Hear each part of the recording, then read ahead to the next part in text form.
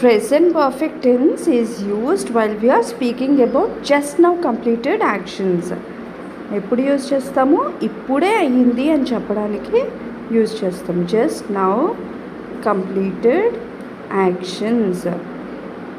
For suppose I have eaten burger just now అంటే just now రాయకపోయినా సరే దాని meaning I have eaten burger అంటే దాని మీనింగ్ ఇప్పుడే తిన్నాననే అర్థం. అంటే ఇప్పుడే తినడం కంప్లీట్ అయింది, ఇప్పుడే తిన్నా. ఓకే. సీత హ్యాస్ రిటెన్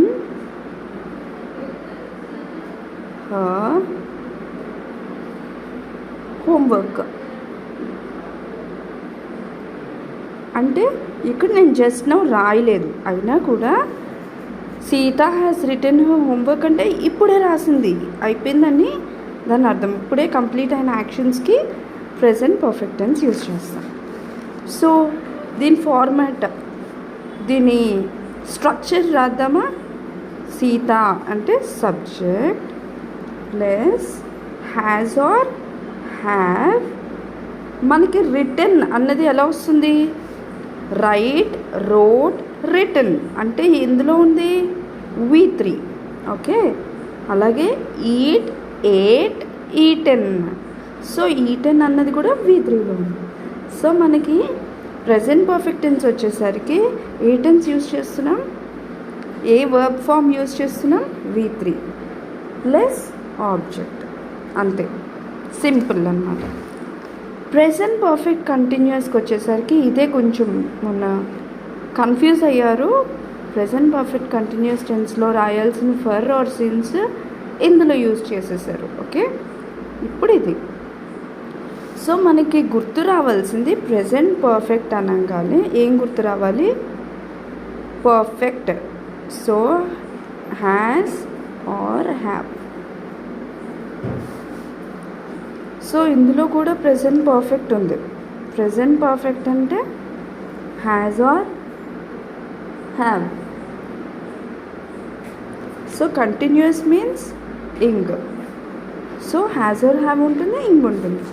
మీరు ఓన్లీ స్ట్రక్చర్ గుర్తుపెట్టుకుంటే చాలు, ఈజీగా మీరు సెంటెన్స్ ఫ్రేమ్ చేసేయచ్చు. మనకి ఫస్ట్ ఏముండాలి? సబ్జెక్ట్. సో ఐ రాద్దాం. ఐకి ఏమొస్తుంది? హ్యావ్.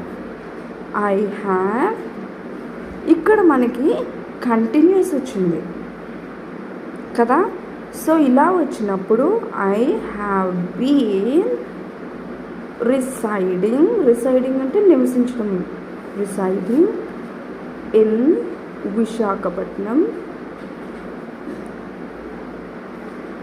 ఓకే, విశాఖపట్నం.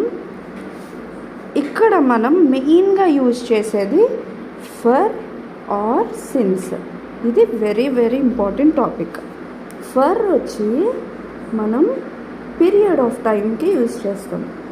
అంటే ఇప్పుడు మనకి స్కూల్లో ఉంటుంది కదా 45 minutes అని, అది ఒక పీరియడ్. సో అలాంటి పీరియడ్ ఇప్పుడు 5 సంవత్సరాల నుంచి నేను ఈ విశాఖపట్నంలోనే ఉంటున్నా అనడానికి ఫర్ యూజ్ చేస్తాం. అంటే అదొక పీరియడ్ అనమాట. ఇన్ని సంవత్సరాలుగా, ఇన్ని గంటలుగా వర్షం పడుతుంది, 5 గంటలుగా వర్షం పడుతుంది అంటే for that it is used yes period of time. అంటే దానికి ఫర్ యూజ్ చేస్తాం. అదే సిన్స్ అంటే పాయింట్ ఆఫ్ టైం. అర్థమైందా? Point of time. Point of time అంటే ఎగ్జాక్ట్గా మీరు ఒక పాయింట్ ఆఫ్ టైం చెప్తున్నారు. అంటే పర్టిక్యులర్గా ఒక ఇయర్ కానీ, టైం కానీ, లేదంటే మార్నింగ్, ఈవినింగ్ అని మెన్షన్ చేస్తున్నారు. అలాంటి టైంలో మనకి సిన్స్ వస్తుంది. సో ఇక్కడ చెప్తున్నాను చూడండి, I have been residing in Visakhapatnam since రాశాను అనుకోండి, ఏమొస్తుంది? ఇయర్ కరెక్ట్గా రాస్తా. 2009 రాస్తాను చూడండి, 2009. ఇదే సెంటెన్స్ మళ్ళా నేను రాసి ఫర్ రాయాలనుకో, ఒకవేళ నేను 9 years నుంచి ఉంటున్నా, అప్పుడు ఫర్ యూజ్ చేస్తాము. అంటే పీరియడ్ ఆఫ్ టైం అన్నమాట. For 9 years. ఓకే, ఇప్పుడు ఇంకొకటి చెప్తాను. మై డాటర్ హ్యాస్ బీన్ అంటే మా అమ్మ ఏం చేస్తుందంటే has been eating since evening. Okay, వీటికి ఈవినింగ్, మార్నింగ్ వీటికి కూడా సిన్స్ యూస్ చేస్తాం.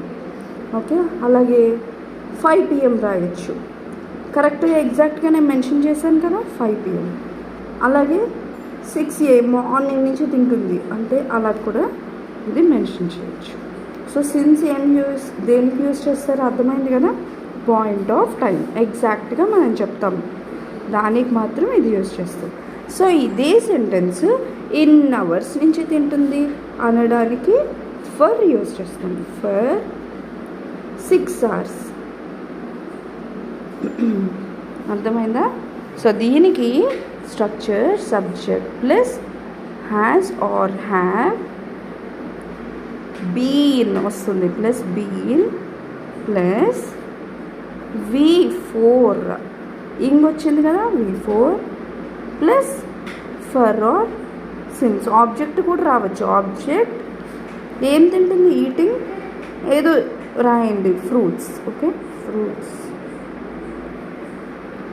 Object plus for or since. So ఇది స్ట్రక్చర్.